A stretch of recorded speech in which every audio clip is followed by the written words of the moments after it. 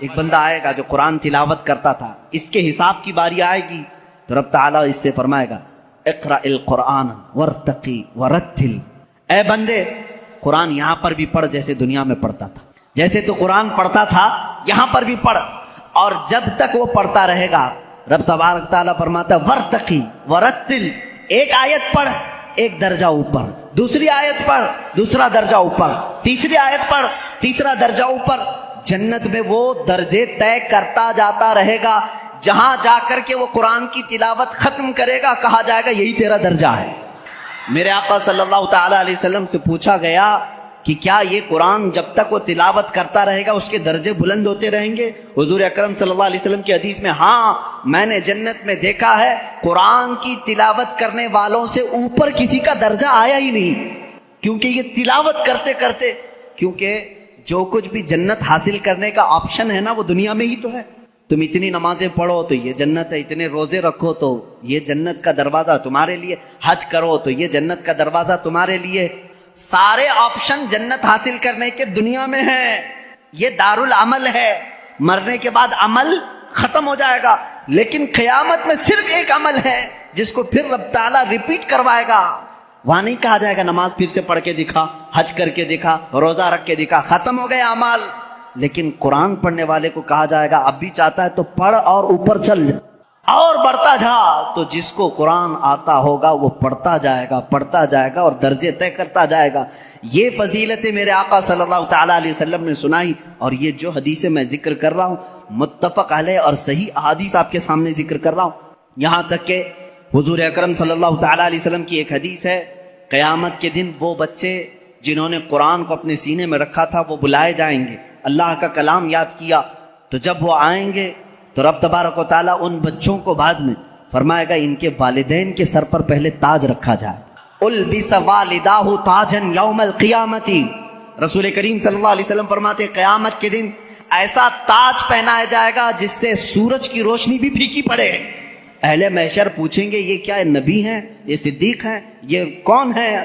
تو فرشتے کہیں گے نہ یہ نبی ہیں، نہ صدیق ہیں، نہ شہداء ہیں، بلکہ صرف ایک حافظ قرآن کے ماں باپ ہیں، صرف ایک حافظ قرآن کے ماں باپ ہیں۔ جب ماں باپ کو تاج پہنایا جا رہا ہے تو جس کے سینے میں قرآن تھا اس کو کیا کیا جائے گا؟ رب تعالیٰ اس کے لیے فرماتا ہے، میرے آقا صلی اللہ علیہ وسلم نے فرمایا اس حافظ قرآن کو بلایا جائے گا اور اس سے کہا جائے گا ایسے 10 لوگ تیرے خاندان کے جن پر دوزخ میں جانا واجب ہو گیا، ان کا ہاتھ پکڑ، صرف اس کی برکت سے میں ان کی جہنم کی سزا کو معاف کر کے تیرے ساتھ جنت عطا کروں گا، اس کی سفارش قبول کی جائے گی۔ لیکن یاد رکھیں میرے عزیزو، حافظ قرآن کی آیات پر عمل کرتا ہو، اس کا ادب بھی کریں، احترام بھی کریں۔ آج زمانے میں حفاظ قرآن کے ساتھ بہت ہی برے سلوک دیکھنے کو ملتے ہیں، یاد رکھنا قیامت کے دن وہ اس عذاب میں مبتلا ہوں گے جو قرآن کی بے حرمتی کرنے والے کا عذاب ہوگا، کیونکہ وہ حافظ قرآن کی بے ادبی کرتے ہیں۔ ہمارے بزرگان دین جو سلف صالحین ہیں، میں نے پڑھا بھی ہے، بزرگان دین کا طریقہ تو یہ ہوتا تھا کہ اگر کوئی حافظ قرآن زمین پر بیٹھا ہے تو وہ کبھی اوپر نہیں بیٹھتے تھے، ہاں اگر وہ خود حافظ قرآن ہیں تو پھر دونوں کے معاملات ایک طرح کے ہیں، لیکن کوئی حافظ قرآن نہیں ہے اور کوئی حافظ نیچے بیٹھا ہے تو علماء بزرگان دین اس کو بے ادبی محسوس کرتے تھے، اللہ کا کلام سینے میں لے کر وہ نیچے ہے اور بغیر حفظ قرآن کیا ہوا اوپر بیٹھا ہے، اس کو بزرگان دین نے بے ادبی محسوس فرمائی۔ بہرحال قرآن ایک ایسا جامع نظام اللہ تعالیٰ نے تمہیں عطا کیا اور اس کی فضیلتیں میں نے بتائی، اور سب سے بڑی بات کیا ہے معلوم ہے؟ قرآن اللہ نے اتارا، آیتیں ساری چیزیں میرے آقا صلی اللہ علیہ وسلم پر اترتی رہیں۔ اس کی پہلی آیت جو اتری اقرا بسم ربک الذی خلق، غار ہرا میں واقعہ آپ کو معلوم ہوگا، میرے آقا صلی اللہ تعالیٰ علیہ وسلم پہاڑ پر ایک غار ہے آج بھی مکہ کے کنارے، غار ہرا اس کو کہتے ہیں، جبل نور، وہاں پر عبادت کے لیے جایا کرتے تھے۔ جبرائیل امین ایک رات آئے اور روایات یہ بتاتی ہیں کہ وہ 17 رمضان المبارک کی رات تھی، آ کر کے انہوں نے حضور اکرم صلی اللہ علیہ وسلم سے صرف اتنا کہا اقرا، پڑھو۔ آپ صلی اللہ علیہ وسلم نے فرمایا ما انا بقاری، میں نہیں پڑھنے والا۔ بعض بے وقوف اس کا ترجمہ یوں کرتے ہیں مجھے پڑھنا نہیں آتا، حضور اکرم صلی اللہ تعالیٰ علیہ وسلم کو پڑھنا نہیں آتا۔ آپ نے جبرائیل امین نے سینے سے سینہ لگایا اور پھر کہا اقرا، کہا پڑھو۔ میرے آقا صلی اللہ علیہ وسلم نے وہی جواب دیا، 4 بار اس طرح سے ہوا، چوتھی مرتبہ جو ہے جبرائیل امین نے صرف اقرا نہیں کہا. اقرا کا مطلب کیا ہوتا ہے؟ پڑھ, یا آرڈر ہے, آرڈر پڑھ. لیکن جبرائیل امین نے جب یہ کہا اقرا بسم ربک الذی خلق, پڑھ اس رب کے نام سے جس نے پیدا کیا, میرے آقا صلی اللہ علیہ وسلم نے پڑھنا شروع کیا. میرے آقا نے مزاج یہ بتایا اپنی امت کو کہ پڑھو وہی جو رب تک تمہیں پہنچا ہے, تعلیم حاصل کرو وہی جو رب کے نام سے شروع ہو یا رب تک تمہیں پہنچائے. یہ آیتیں یہاں سے شروع ہوئی, اور آیتیں جو ختم ہوئی ہیں اس میں اختلاف ہے. بعض علماء نے لکھا ہے کہ الیوم اکملت لکم دینکم, یہ آخری آیت تھی جو حجۃ الوداع میں میرے آقا صلی اللہ علیہ وسلم جب آخری حج میں تھے نازل ہوئی. بعض علماء اور مفسرین نے فرمایا اذا جاء نصر اللہ والفتح, یہ سورہ پڑھتے ہوں گے نا آپ نماز میں, یہ قرآن کی سب سے آخری سورہ ہے نازل ہونے کے اعتبار سے. ایک بات ذہن میں رکھ لیں, نازل ہونے کی ترتیب الگ ہے اور پڑھنے کی آج ترتیب الگ ہے. قرآن آج جو پڑھا جاتا ہے اس کی ترتیب کیسے ہے؟ سورہ فاتحہ پہلے ہے الحمدللہ, اس کے بعد سورہ بقرہ ہے, اس کے بعد سورہ آل عمران ہے, اس کے بعد سورہ نساء ہے, اس کے بعد سورہ مائدہ ہے, اس کے بعد سورہ انعام ہے, پھر سورہ اعراف ہے. اس طرح سے یہ سورتیں چلی, اور ختم کہاں پہ ہوئی؟ سورہ والناس, قل اعوذ برب الناس ملک الناس, پڑھتے ہیں نا, یہ آخری سورہ. یہ پڑھنے کی ترتیب ہے, لیکن نازل ہونے کی جو ترتیب ہے وہ الگ ہے. پہلے آیتیں نازل ہوئی تھی 5. یہ باتیں میں کیوں بتا رہا ہوں, یہ لاسٹ میں آپ کو خود سمجھ میں آ جائے گا. ذہن میں اتنا رکھ لینا, سب سے پہلے کون سی آیتیں نازل ہوئی؟ اقرا بسم ربک الذی خلق. آج بھی جب بچوں کی بسم اللہ خوانی ہم کراتے ہیں تو یہی آیتیں پڑھاتے ہیں بچے کو, سب سے پہلے یہی پڑھاتے ہیں. 5 آیتیں میں پڑھ بھی دیتا ہوں. اقرا بسم ربک الذی خلق, خلق الانسان من علق, اقرا وربک الاکرم الذی علم بالقلم, علم الانسان ما لم یعلم. یہ 5 آیتیں ہیں جو سب سے پہلے میرے آقا صلی اللہ علیہ وسلم پر نازل ہوئی. جبرائیل امین لے کر آتے تھے, حضور اکرم صلی اللہ علیہ وسلم کو سناتے تھے. یہ قرآن کی ابتدا ہے, اور 23 سال تک نازل ہوتا رہا. 23 ایئرس, 23 سال تک نازل ہوتا رہا. آخر میں کون سی آیتیں نازل ہوئی؟ ایک تفسیر کی روایت کے مطابق اذا جاء نصر اللہ والفتح ورأیت الناس يدخلون فی دین اللہ افواجا فسبح بحمد ربک واستغفرہ انہ کان توابا. یہ 2 چیزیں ذہن میں رکھو. اقرا سب سے پہلے, سورہ اذا جاء نصر اللہ سب سے آخر. یہ قرآن کے نزول کا زمانہ میں آپ کو بتاؤں 23 سال تک نازل ہوئی. آپ کو میں بتاؤں قرآن اتنی فصیح زبان میں ہے. فصیح کا مطلب لٹریچر جس کو کہتے ہیں.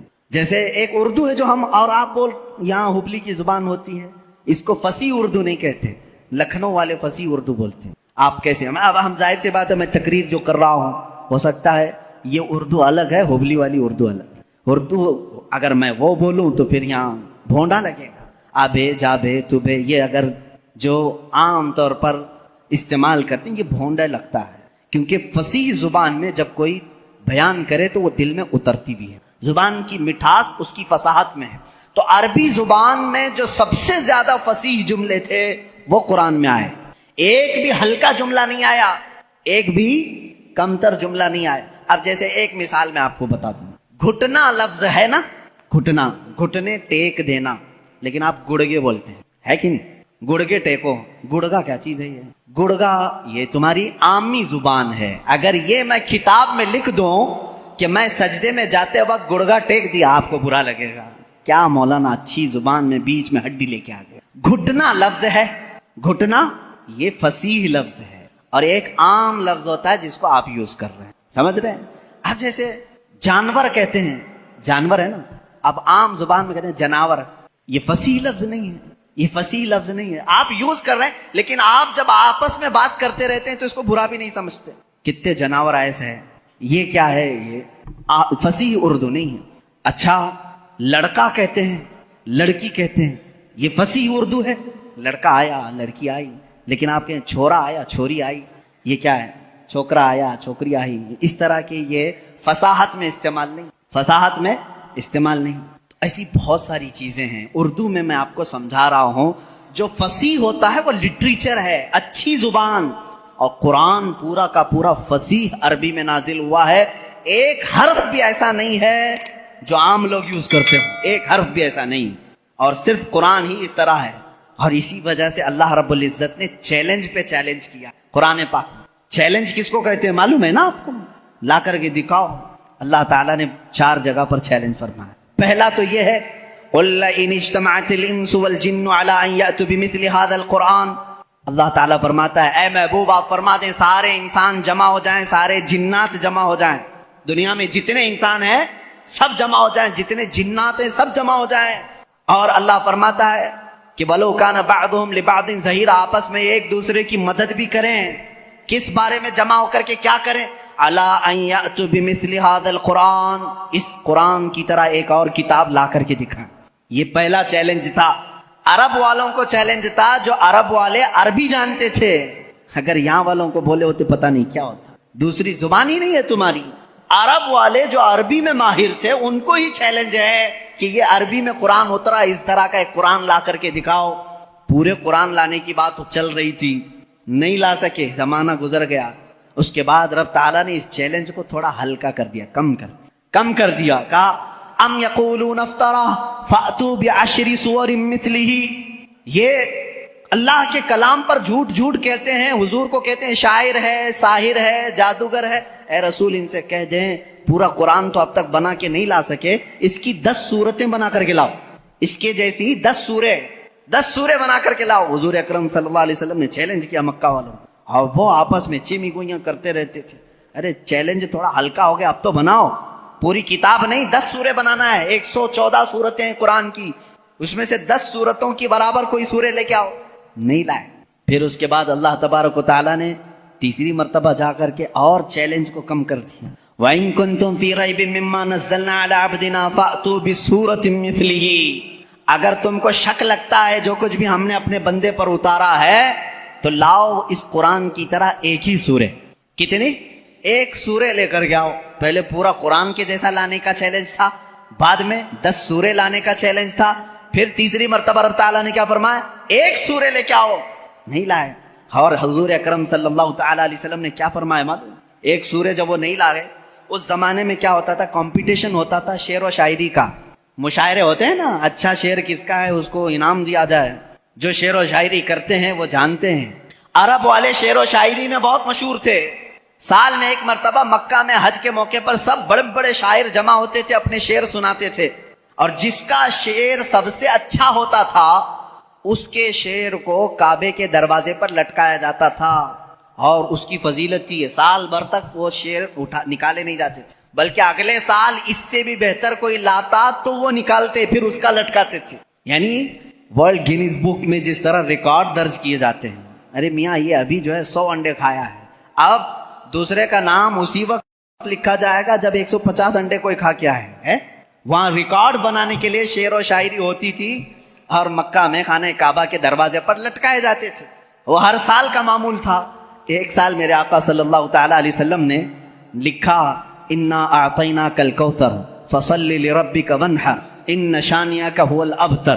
3 آیتیں ہیں, ایک چھوٹی سورہ ہے.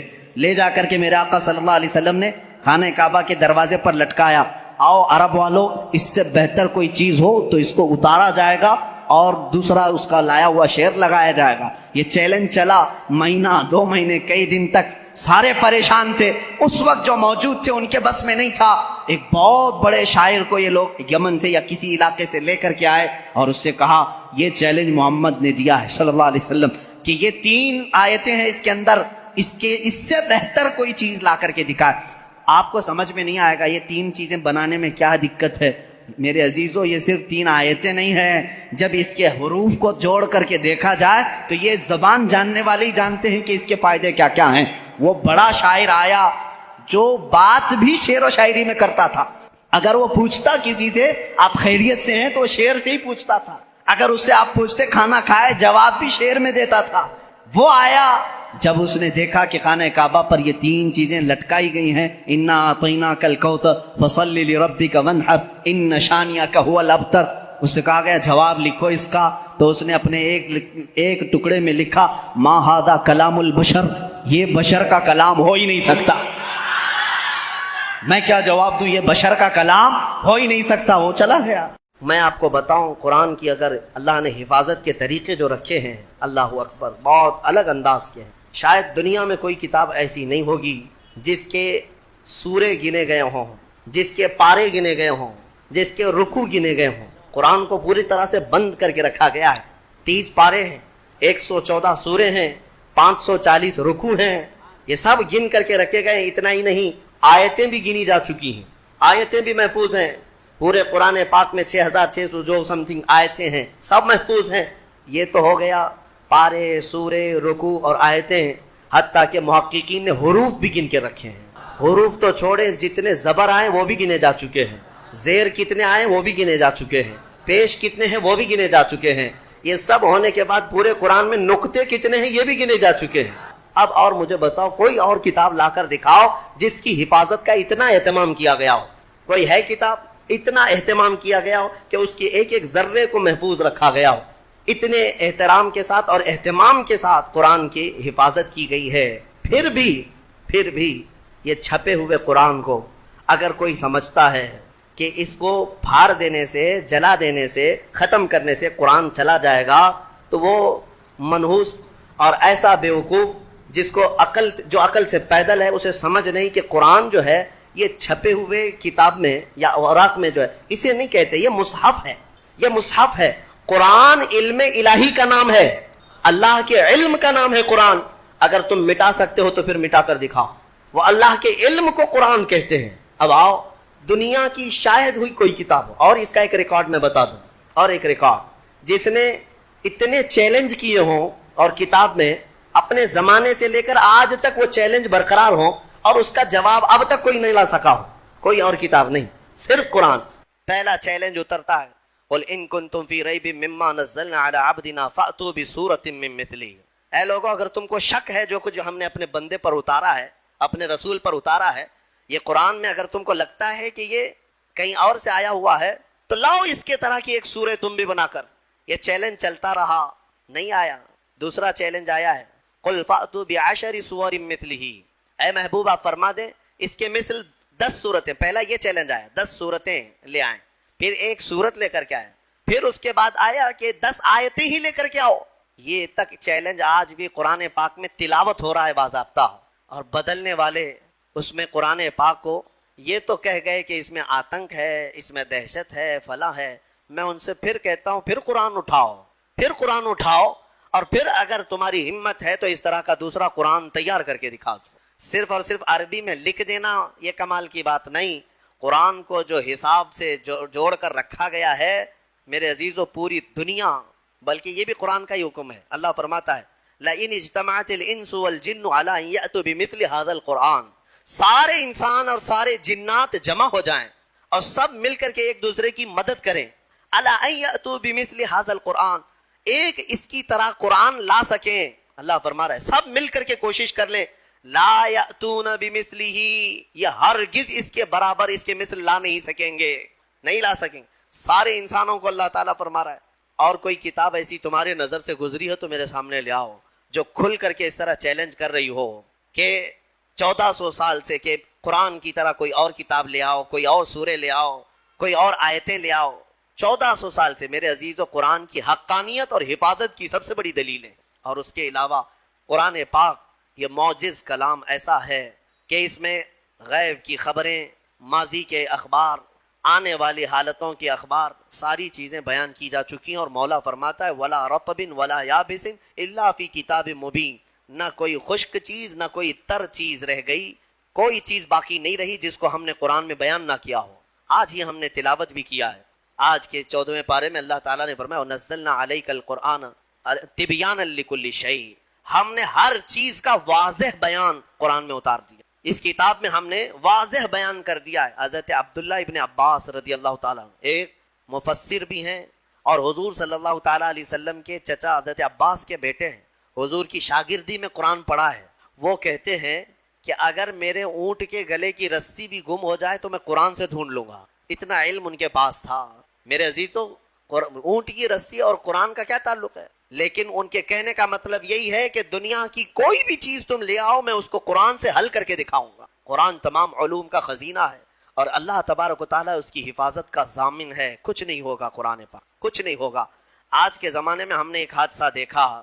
دلی میں بیٹھ کر وسیم رافضی نام کا ایک ملعون نطفہ ناپلید جو دوسروں کی جھولی میں پلتا رہا, دوسروں کے فضلے کھاتا رہا اور کسی اور کا پالا ہوا بندہ اٹھ کر کے اچانک قرآن پر حملے کرنے لگا کہ میں قرآن کو بدل دیتا ہوں اور دوسرا قرآن لے آتا ہوں. دوسرا قرآن مطلب 26 آیتیں نکال کر کے، جو قرآن کی اصل آیتیں وہ نکال کر کے حذف کر کے ایک نیا قرآن لے آؤں گا. کتنے دن چلا اس کا قرآن؟ ابھی تو ہم بھی زندہ ہیں، ہماری نسلوں کی تو بات چھوڑو. کہاں گئے صاحب جو چیلنج کر رہے تھے قرآن نیا لائیں گے سب کو؟ مدرسوں میں اس خبیث نے قرآن بھیجا تھا ایڈریس پہ، کئی مدرسوں میں پارسل بھیجا تھا کہ یہ قرآن اب پڑھایا کیجیے. جرأت اور ہمت دیکھیں. ابھی انجام آنا باقی ہے میرے عزیزو. جب کسی نے قرآن کو بدلنے کی کوشش کی ہے، مولا پوری اس کی ذات کو بدل دی، اس کی پوری حیثیت کو بدل کر رکھا. ہاں ابھی انجام دیکھنا باقی ہے. آپ انشاءاللہ اپنی آنکھوں سے دیکھیں گے رب ذوالجلال کی پکڑ کیسی آتی ہے. کیونکہ میرے گھر کے ساتھ چھیڑ چھاڑ کر رہے ہو الگ بات ہے، میرے کپڑے کے ساتھ چھیڑ چھاڑ کر رہے ہو الگ بات ہے، لیکن مولا نے جس کے بارے میں وعدہ کیا کہ ہم نے قرآن کو اتارا اور ہم ہی اس کی حفاظت کریں گے، اور تم اس کے علم کے ساتھ چھیڑ چھاڑ کرو، اب پھر اللہ سے جنگ کرو. پھر اللہ سے جنگ کرنے کا انجام وہ خود بھگتیں گے. لیکن مسلمانوں سے میں یہ کہنا چاہوں گا، ہمیں قرآن پاک کے ضائع ہونے کا بالکل خوف نہیں ہے، ضائع ہونے کا خوف نہیں ہے. انشاءاللہ یہ صبح قیامت تک باقی رہے گا. لیکن میرے عزیزو، تم پر کہیں ایسی مصیبتیں نہ آئیں کہ قرآن تم سے روٹھ جائے، قرآن تم سے دور ہو جائے. ہاں یہ بھی ہو سکتا ہے، کئی قوموں میں ایسا دیکھا گیا ہے کہ قرآن ان سے دور ہو گیا. تو یہ تمہارے لیے نحوست ہے، یہ تمہارے لیے بربادی ہے. وہ زمانے میں معزز تھے مسلمان ہو کر، وہ زمانے میں معزز تھے مسلمان ہو کر، اور آج ہم خار ہوئے تاریخ قرآن ہو کر. قرآن کو چھوڑ کر کے ہی ہم آج خار ہیں، ذلیل ہیں. قرآن ایک محکم کتاب.